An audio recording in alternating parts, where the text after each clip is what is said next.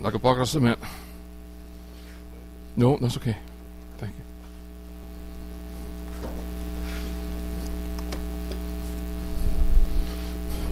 you. No, thank you. No, I don't think so.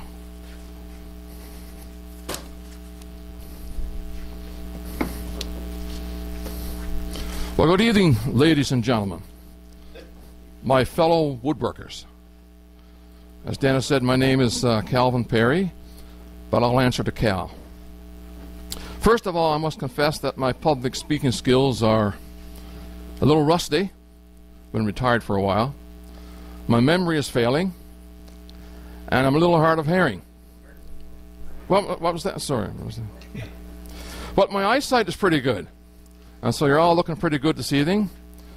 Well, most of you. I start with a disclaimer. In no way am I an expert on this subject tonight. I come before you as a facilitator more than a trainer. So as I work my way through the subject, I'll be asking for ideas and assistance from the audience. So I recognize in a group this size, there are beginners. Some people probably don't know a whole lot about woodworking, and there are a whole bunch of experts that know more about woodworking than I'll ever know. So you are the guys that are going to intimidate me tonight. But in between these two extremes, there are many people to learn about woodworking. And of course, you're familiar with the audio-video system that Alan has spoken about tonight. I was going to make a comment on that as well. It looks like a lot of people are scared of that roaming mic, as I am. But it's important, as Alan has said, that if there's a question, that you speak it into the mic, and then you won't have this silence on the videos when you look at it. And we're all trying to make it as comfortable as possible for everybody. But before I get into the subject, I have to tell a joke. I mean, Wayne always tells a joke over here, so I have a little joke to tell. This fellow came to Toronto looking for a job, and he ended up getting a job down in Toronto working in one of these high-rise apartment buildings.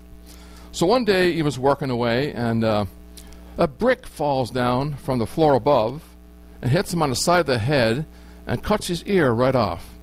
And so he didn't know what to do, so he was down on the floor, looking around for his ear, and the foreman walks by. And the foreman says, "Hey, George, what are you doing down there?" "Oh," he said, a brick came down and cut my ear right off, and I'm looking for it. And the foreman started looking, and he said, "Well, there it is over there." "Oh," he said, "that's not mine. Mine had a pencil behind it."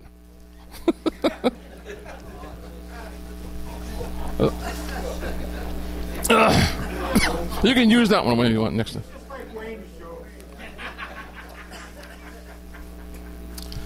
So the subject I'm going to talk about tonight, and maybe continue over a number of weeks, is joints.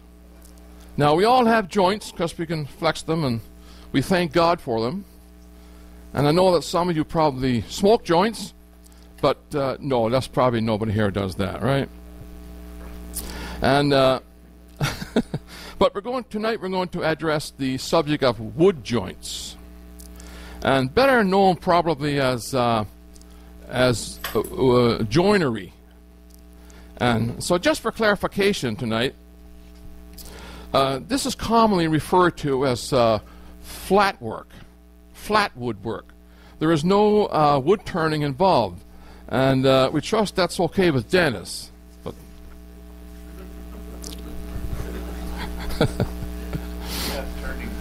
we have turning joints. Okay. So what is a wood joint? So a wood joint, is really taking two pieces of wood. A wood joint refers to a place where two pieces of wood come together, you can refer to as the intersection, and are secured. Of course, there are a number of methods used to achieve this, and there are a number of reasons for doing it. A couple of examples would be to build a box. You can build a rough box, or you can build a more fancy box, like a jewelry box. Another example would be a picture frame. Again, there are multiple types of picture frames. And there are numerous of other applications for making wood joints. So wood joints utilize fasteners, for example, nails and screws, bindings, wood elements like biscuits and dowels, or adhesives like glues, and they all help to enhance strength, flexibility, hardness, and appearance of your project. Of course, the appearance of joints are especially important on structures such as furniture. Now, there are a number of wood joints, and I've listed a whole bunch up there. I don't know if the camera can zero in on them or not. And now take a look at these joints. And I'm going dry already.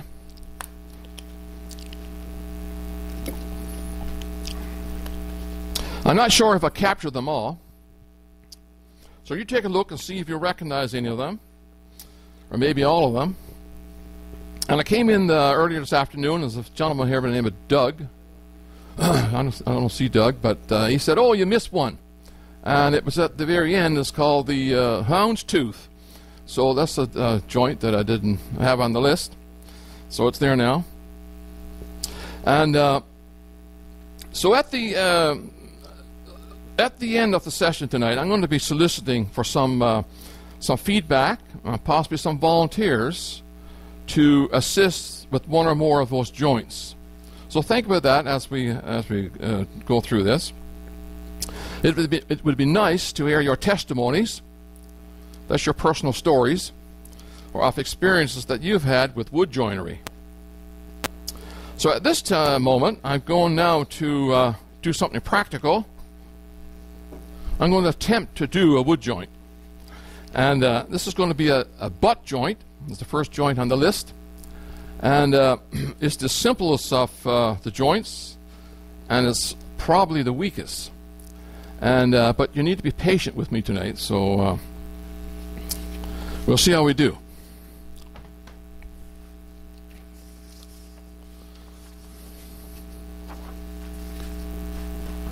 So first of all, you take a couple of pieces of wood, and it's important that you always have a flat surface. Now this surface is pretty good, but I brought along this piece of whiteboard or a melamine to make a flatter surface to work on. And of course a butt joint could be an angle like this, or it could be end to end or side to side. I'm going to do the angle one tonight. And this is a piece of pine, and I brought along a little guide piece to help me, assist me. And clamps are always handy, so I brought a couple of clamps. So we'll clamp this piece on here.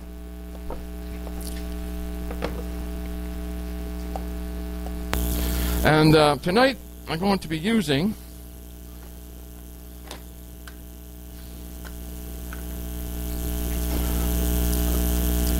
a screw. First of all, you could use nails to make a butt joint. Of course, you just nail this together, then you have your butt joint that way. Or you can use screws, and I'm going to use screws tonight. You can normally, of course, you normally use a bit of glue as well.